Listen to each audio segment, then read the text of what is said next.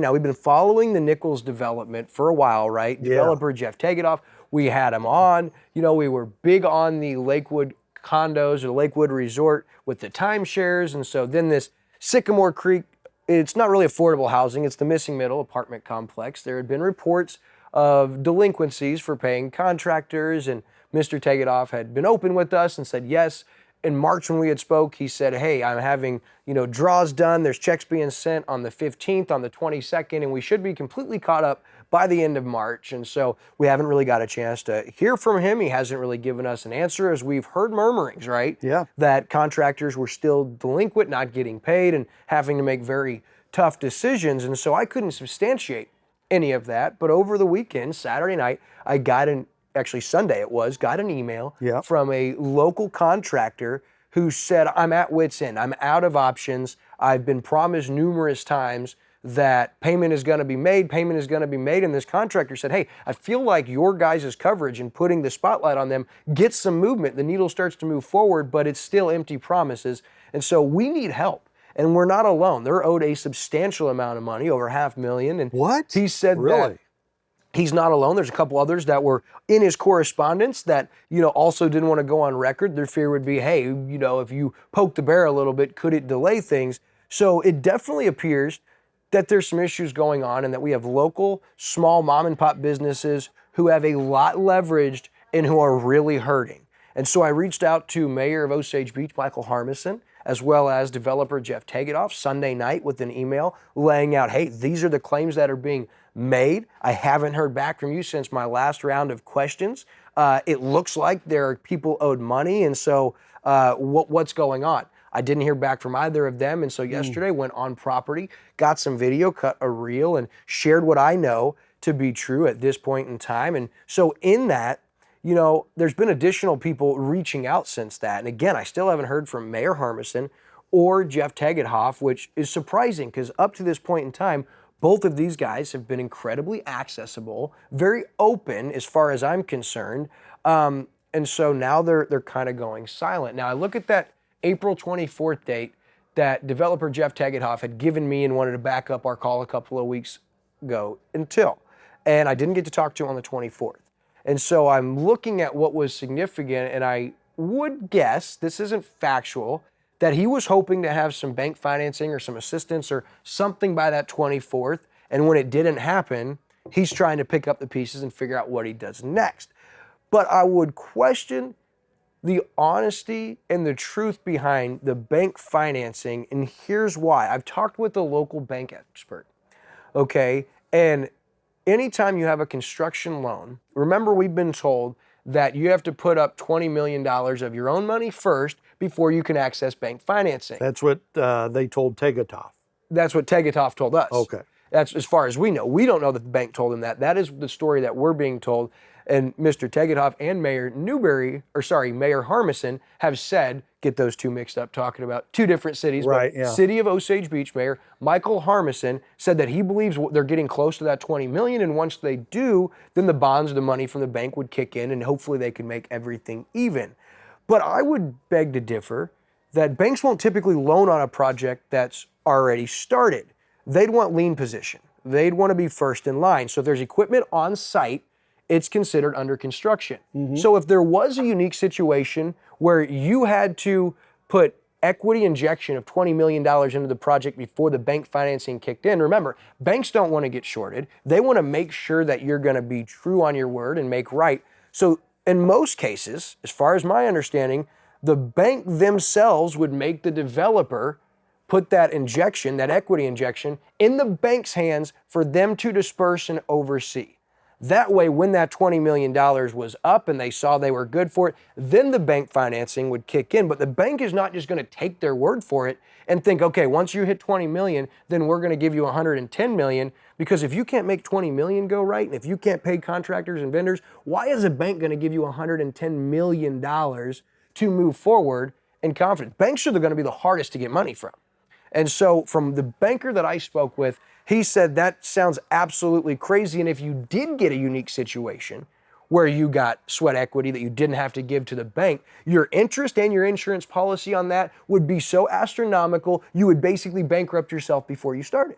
So now my question is there any bank financing backing this project? And why have we not heard back yet from developer Jeff Tegethoff or Mayor Michael Harmison? Because I did see Mayor Michael Harmison Thursday at the Church of Osage Hills, my home church. They had the Kids Harbor Crime Victims Awareness Lunch, and he was there. And the first thing I said to him when I saw him was, hey, I haven't heard back this week from developer Tegethoff. It looks like there's still some local contractors in your local market right now who have not been paid and are really hurting. And he goes, I think that's just going to be a misunderstanding. As far as I'm concerned, I talked to them this week and everything's great. And I got really great news to share with you soon too. Only to find out I get reached out by these local contractors crying for help. And the reason this is a problem is because I was put off from developer Jeff Tegethoff last week because he was flying in the morning.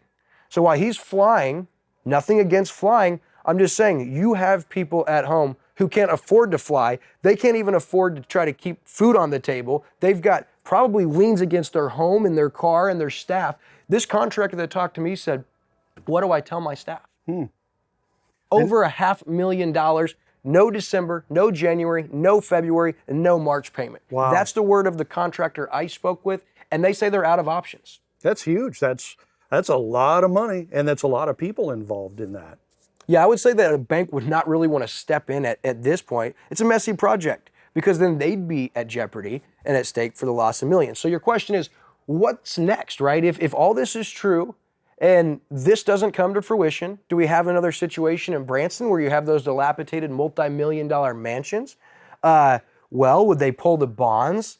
Well, what would happen is they'd have to pull the building permits first, and the bond would start paying. But that's only after 1 year when all liens mature. And in order for the contractors and the city or whoever's involved, they would have to update their liens to get paid, meaning that most likely, after the people I've spoke to, that the most likely realization, reality of where we're going to end up with this is this project staying dead, empty, and by itself for a year with zero movement.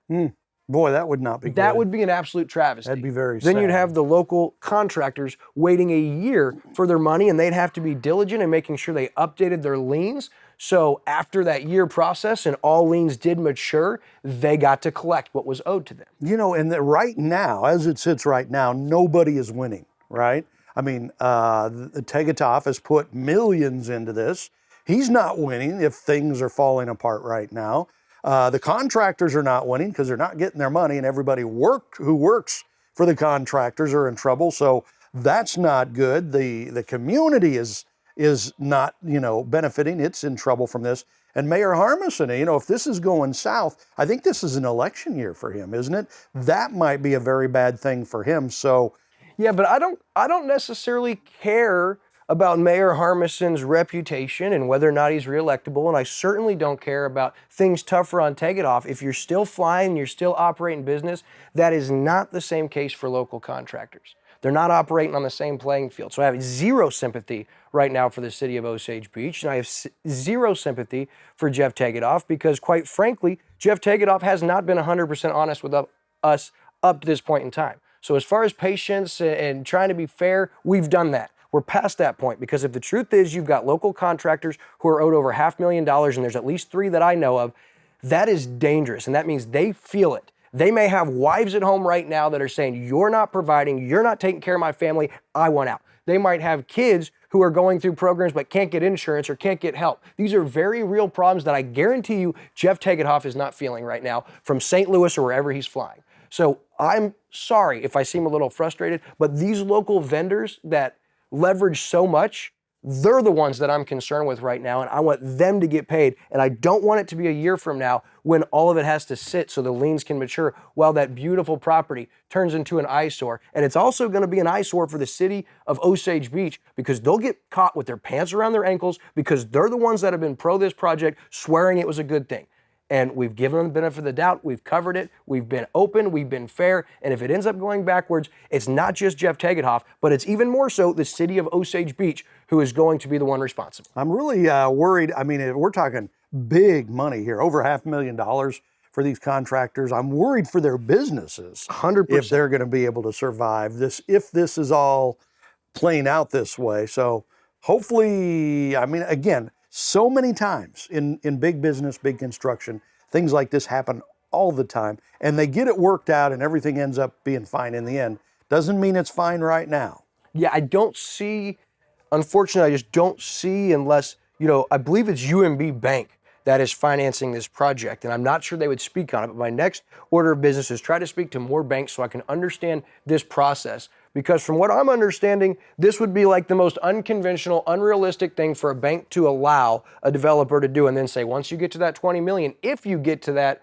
we're then going to kick in money. No, they would absolutely want control of that and want to disperse that themselves and want to make sure things were going where they were before they leveraged $110 million of their own money. And the immediate question everybody is asking when they find out about the Nichols project problems, what's going on with that amusement park over there? Isn't that the same developer? Is that same thing going to happen over there? That's, the big question there of how's this going to affect the theme park? Sure. Same developer, right? Yeah, different owner, same developer though, but if all this goes haywire, I'm not confident not only that you can pull off a project of that magnitude, but second, do you have contractors that are willing to work for you? I mean, because in this market, it's going to be hard for contractors to believe, hey, you're good on your word, you pay things, and we're good with putting up, $150,000 in lumber and $300,000 in concrete plus 6 months of labor, knowing we're going to get paid. I'm not so sure the local contractors would feel that way,